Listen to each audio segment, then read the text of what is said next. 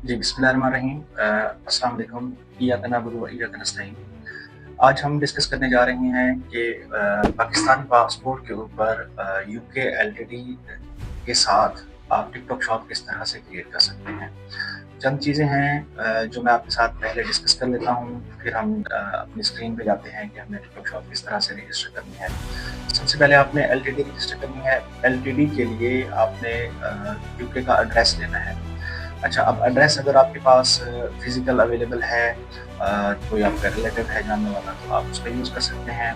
Otherwise अगर कोई नहीं है वहाँ पे तो आप एड्रेस बाय कर सकते हैं। डिफरेंट वेबसाइट्स हैं, मैं लिंक दे दूँगा बायो में, आप वहाँ से एड्रेस बाय कर सकते हैं। ठीक है, वर्चुअल एड्रेस भी मिल जाएगा आपको, फिजिकल भी मिल जाएगा उसमें।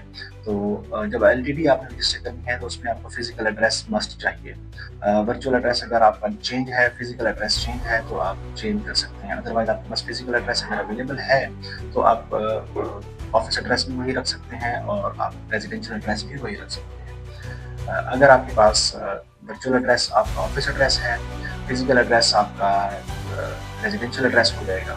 अच्छा, ये फिजिकल एड्रेस और रेजिडेंशियल एड्रेस और वर्चुअल एड्रेस का डिफरेंस मैं आपको बताता हूँ। समटाइम ऐसा होता है कि कोई आपका जानने वाला है कि कहता है कि मेरा एड्रेस यूज़ कर लो, लेकिन यहाँ पे कोई डॉक्यूमेंट नहीं आना चाहिए मेरे पास। ठीक है, मैं अवेलेबल नहीं होता या मैं इस झंझट में नहीं पड़ना चाहता, तो आप क्या करते हैं, आप वर्चुअल एड्रेस बाय करते हैं। Office address any time mail box है और भी वेबसाइट्स हैं, ठीक है, वहाँ से आप बाय कर सकते हो। उसमें क्या होता है कि जब आप कंपनी रजिस्टर करते हो तो उसके जो डॉक्यूमेंट्स आते हैं आपके एड्रेस पे, वो आपके उस एड्रेस पे आपको एनी टाइम मेल बॉक्स एक डैशबोर्ड दे देता है। उस डैशबोर्ड में वो अपलोड कर देते हैं, ठीक है, स्कैन करके, तो आप वहाँ से ले सकते हो।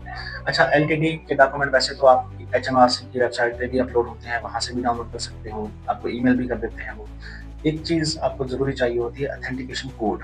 ऑथेंटिकेशन कोड वो कहीं पे भी अपलोड नहीं करते, ना आपको ईमेल करते हैं, वो आपके एड्रेस पे सेंड करते हैं, जिसके लिए आपको फिजिकल एड्रेस देना पड़ता है। इसलिए फिर हम क्या करते हैं कि एक वर्चुअल एड्रेस बाय कर लेते हैं, जहाँ पे वो भिजवा देते हैं, ऑथेंटिकेशन कोड आपको आ जाता है। ये तो हो गया कोड। अब एलटीडी जब रजिस्टर करनी है तो एलटीडी में आपने क्या करना है, रेजिडेंशियल एड्रेस अगर आपने वर्चुअल रखा है तो एलटीडी रजिस्टर नहीं होगी, रिजेक्ट हो जाएगी। तो आपने क्या करना है कि उसके लिए रेजिडेंशियल एड्रेस को रिलेटिव जो भी आपको दोस्त है, रिलेटिव है, उस पर यूज़ करना है।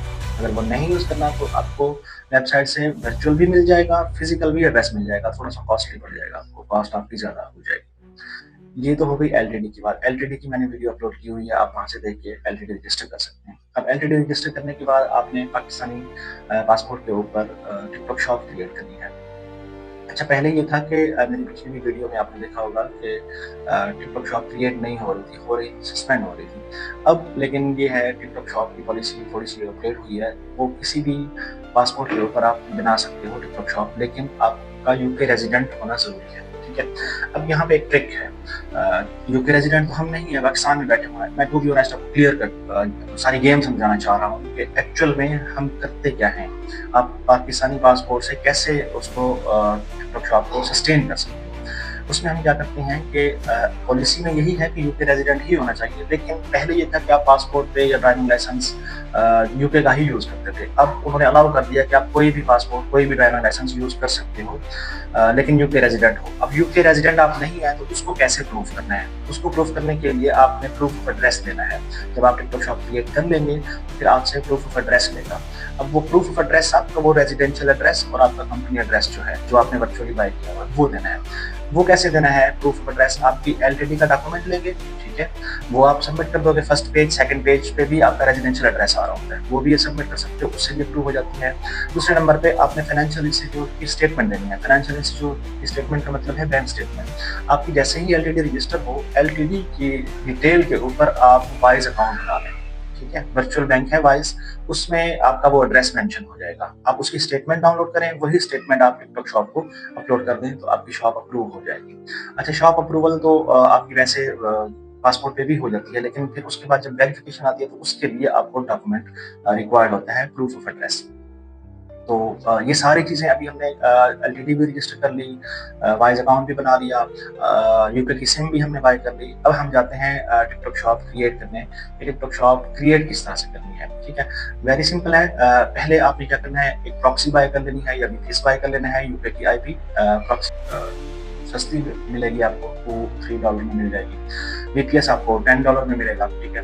तो आप दोनों जो भी आपको सूटेबल लगे आप वो कर सकते हैं।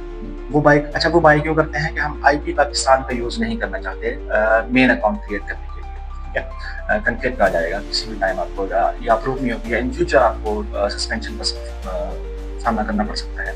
तो आपने क्या करना है, प्रॉक्सी बाय कर ली। अब आपने क्या करना है, प्रॉक्सी लॉगिन करनी है, ऑन करना है वीपीएस आपने, वो भी उन दोनों की भी मैं वीडियो अपलोड करूँगा, किस तरह से वीपीएस लॉगिन करना है, किस तरह से प्रॉक्सी लॉगिन करनी है, ठीक है? अच्छा, ये बेसिक चीज़ें हैं। कोई भी बंदा जब क्रिएट करने जाता है शॉप तो कन्फ्यूज़ ना हुआ करें, आप ट्यूटोरियल देख लिया करें, यूट्यूब पे सब कुछ मिल जाता है। वही मैं भी इन दोनों चीज़ों की वीडियो भी अपलोड कर दूँगा। ये करने के बाद आपने सिंपल टिकटॉक पे वेबसाइट ओपन करनी है, यूके में सेलर डैश uk.tiktok वेबसाइट है इनकी। ये आपने ओपन करनी है, वहाँ पे आपने साइन अप करना है। साइन अप करने के बाद सिंपल 2 से 3 स्टेप में आपकी शॉप अपनी स्क्रीन पे जाते हैं कि हमने टिकटॉक शॉप किस तरह से रजिस्टर करनी है।